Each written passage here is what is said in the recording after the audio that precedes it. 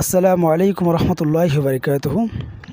সম্মানিত শাইখ, আপনার কাছে প্রশ্ন হচ্ছে যে আমাদের সামনে আসন্ন রামাদান, এই রামাদান সম্পর্কে একজন মুমিন বা একজন মুসলিমের কি করণীয় কাজ রয়েছে সেগুলো যদি। ওয়ালাইকুম আসসালাম রহমতুল্লাহি বারাকাতুহু।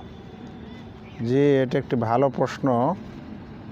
সময় ও পাত্রভেদে এবং অবস্থা ভেদে এই প্রশ্নটি খুব সমসাময়িক প্রয়োজনীয় প্রশ্ন। যে রমজান মাস সমাগত, আর কিছুদিনের মধ্যেই ইনশাআল্লাহ আমরা রমজান মাস পেয়ে যাব। এই উপলক্ষে আমাদের কি করণীয় হওয়া উচিত, কি করা দরকার? সবচেয়ে প্রথমে আমাদেরকে আনন্দবোধ করা দরকার, খুশি করা দরকার, আর এটা দোয়া করা দরকার যে আল্লাহ যেন আমাকে এই আগত রমজান মাসে সিয়াম কিয়ামের তৌফিক দান করেন। কারণ মুমিন মানুষের খুশি ইবাদতে আছে। যারা মুমিন নয়, চোর চট্টা খারাপ কাজের সাথে জড়িত, ওরা খারাপ কাজ করতে পারলে এবং সুযোগ পেলে খুশি হয়। কিন্তু একজন মুমিন মানুষ খুশি হয় যখন সে আল্লাহকে খুশি করতে পারে। সেজন্য একটি বিশেষ সময় আমাদের কাছে আসতে যাচ্ছে। এই সময় আন্তরিকভাবে আমাদের খুশি বোধ করা, এটা আলহামদুলিল্লাহ আমাদের কাম্য। দ্বিতীয় কথা হচ্ছে যে এই আগত সিয়ামের মাস ও সিয়াম উপলক্ষে আমাদের সত্যিকারে যদি আমরা এই সিয়ামকে বা এই রমজান মাসকে ইবাদতের এবং গুনাহ মাফের কারণ করতে চাই, তাহলে সবচেয়ে প্রথমে আমাদেরকে তওবা সাদিকা, সত্য তওবা করে নেওয়া উচিত। মানে বিষয়টি এরকম যে যদি আমরা সত্যিকারে আল্লাহ তাআলার ক্ষমা চাই এবং তার সন্তুষ্টি পেতে চাই, তাহলে আমরা পাপে লিপ্ত থেকে আল্লাহর সন্তুষ্টি পেতে পারি না। সেজন্য উচিত হবে যে মুমিন মানুষ তার দ্বারায় যে সকল পাপ কাজ হয়ে থাকে বা ও করে থাকে, সেই পাপ কাজগুলি থেকে সে যেন তওবা করে। তওবা করার পর তারপরে ইখলাসের সাথে, নিষ্ঠার সাথে, একাগ্রতার সাথে আল্লাহকে খুশি করার উদ্দেশ্যে এই সিয়াম পালনের আন্তরিক সংকল্প নেয় এবং আনন্দ বোধ করে। আমাদের সালাফে সালেহিন থেকে কিছু উক্তি ও কথা এ সম্পর্কে এসেছে। আব্দুর রাজ্জাক বলেন, কানা সুফিয়ান আস-সাউরি ইযা দাখালা রমাদান তারাকা জামি আল ইবাদাহ ওয়া আকবালা আলা কিরাআতিল কোরআন। যে সুফিয়ান আস-সাউরি একজন বড় মাপের ফাকিহ এবং মুহাদ্দিসও বটে।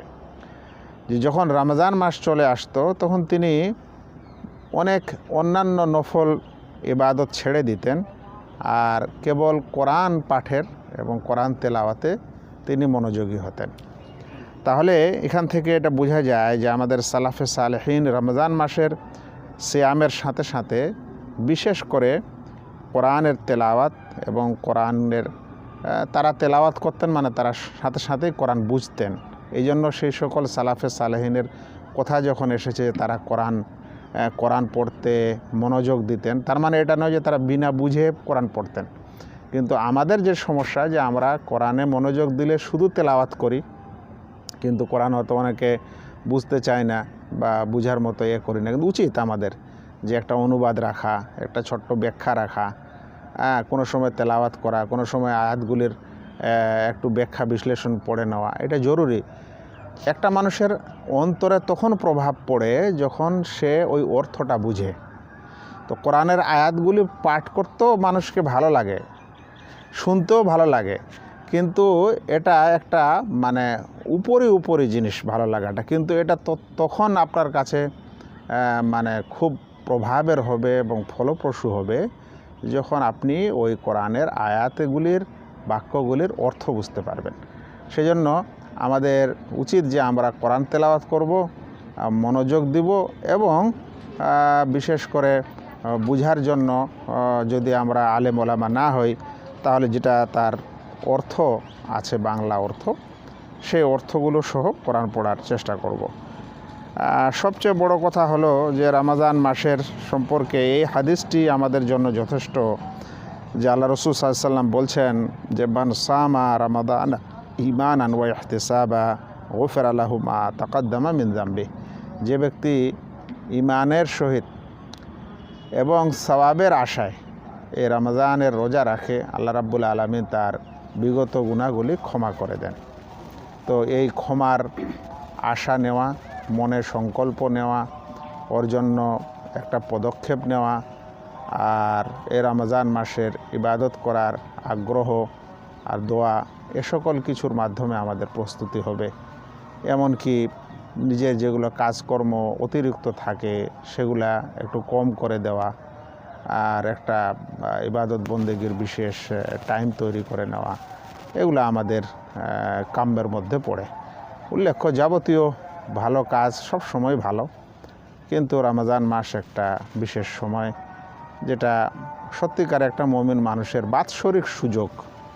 এটা একটা বাৎসরিক সুযোগ। মানুষের কাছে এই সুযোগগুলি সবসময় আসে, কিন্তু একটা বাৎসরিক আল্লাহ তাআলা সুযোগ দিয়েছেন যে এই 12 মাসের মধ্যে একটি মাস রমজান মাস, আর এই রমজান মাসের সিয়াম এবং কিয়াম, তেলাওয়াত, সাদাকা, খায়রাত ইত্যাদির মাধ্যমে সে তার বিগত বছরের সময়ের গুনাহ মাফ করতে পারে। অবশ্য এরকম একটা ক্ষমার সময় প্রতি সপ্তাহ আসে, যেটা শুক্রবার আমরা বলি। তো খায়রু ইয়াউমিন তালাআত ফিহি শামস, সবচেয়ে উত্তম দিন যে দিনে সূর্য উদিত হয়, সেই দিনগুলির মধ্যে সবচেয়ে উত্তম দিন হচ্ছে এই জুমার দিন। জুমার দিন একটি এমন সময় আছে যে সময় দোয়া করলে আল্লাহ তাআলা তার দোয়া কবুল করেন, দোয়া কবুলের একটা সময় আছে। জুমার দিন একটা ওই দিন যেদিন বিশেষ ফজিলতের একটা দিন। যে ব্যক্তি প্রথম সময় মসজিদে উপস্থিত হয়ে নামাজ আদায় করবে, তাহলে সেজন্য একটি উট কুরবানি দিল। তো এভাবে এটা একটা আমাদের সপ্তাহের কিন্তু সুযোগ গুনাহ খাতাগুলি ক্ষমা করা। রাসূল কারীম সাল্লাল্লাহু আলাইহি ওয়াসাল্লাম বলেছেন, আল জুমআতু ইলাল জুমআ, এক জুমা থেকে আরেক জুমার মধ্যবর্তী সময়ের জন্য এই একটি জুমা কাফারা হয়ে যায়। অবশ্য আরও দৈনন্দিনও আল্লাহ রাব্বুল আলামিন আমাদের একটি ক্ষমার সুযোগ রেখেছেন, সেটা হলো আসর এবং ফজরের সময়। ইয়াতাআকাবুনা ফীকুম মালাইকাতুম বিল্লাইলি ওয়া মালাইকাতুম বিন্নাহার, ফেরেশতারা তোমাদের কাছে, দিনের ফেরেশতা আর রাতের ফেরেশতারা তোমাদের কাছে বাড়ি বাড়ি আসে, আর এরা একত্রিত হয় ফজরের সময়। ফজরের সময় রাতের ফেরেশতা উপরে চলে যায়, রাতের যাদের ডিউটি ছিল, আর দিনের যারা তারা সেখানে তখন আসে। আল্লাহ তাআলা জিজ্ঞাসা করেন যারা যায়, কী আমার বান্দাকে তুমি কেমন পেলে? অথচ আল্লাহ তাআলা সব কিছুই অবস্থা সম্পর্কে জ্ঞাত। তখন তারা বলেন যে আমরা তাদেরকে নামাজ অবস্থায় পেয়েছি, ইবাদত অবস্থায় পেয়েছি। তো এগুলো হচ্ছে মানে দৈনন্দিন একটা ক্ষমার সুযোগ, যে একটি নামাজ আর একটা নামাজের মধ্যবর্তীর গুনাহের জন্য কাফারা। বিশেষ করে এই ফজর এবং আসরের নামাজের একটা বিশেষ আল্লাহ রাসূল সাল্লাল্লাহু আলাইহি ওয়াসাল্লাম একটা আমাদের সুসংবাদ দিয়েছেন, ফজিলত বলেছেন মান সাল্লাল বারাদাইন দাখালাল জান্নাহ, যে ব্যক্তি 2 ঠান্ডার নামাজ আদায় করবে সে জান্নাতে প্রবেশ করবে। 2 ঠান্ডা বলতে ফজর এবং আসরকে বোঝায়। ফজর হলো রাত্রের শেষ ঠান্ডা, আর আসর হলো দিনের শেষ ঠান্ডা। তো এগুলো আমাদের আলহামদুলিল্লাহ সবসময় সুযোগ। একজন মুমিন এর জীবনটা আল্লাহর জন্য হলে তার সব কিছুই কিন্তু ক্ষমার সুযোগ। আমাদেরকে কিন্তু এটা বোঝা উচিত। এই জন্য রাসূল কারীম সাল্লাল্লাহু আলাইহি ওয়াসাল্লাম বলেছেন যে একজন মুমিন, তাকে যদি একটি কাঁটাও বিঁধে, তাকে যদি চিন্তা ও দুশ্চিন্তা তার মাথায় আসে, তাহলে সেগুলোও কিন্তু তার গুনাহের কাফারা। আর এই জন্য আমাদের এই সকল মৌসুমকে, এই সকল সময়কে এর সদ্ব্যবহার করা উচিত। আর বিশেষ করে সিয়ামের মাস রমজান মাসের জন্য একটা আলাদাই আমাদের কর্মসূচি থাকা উচিত।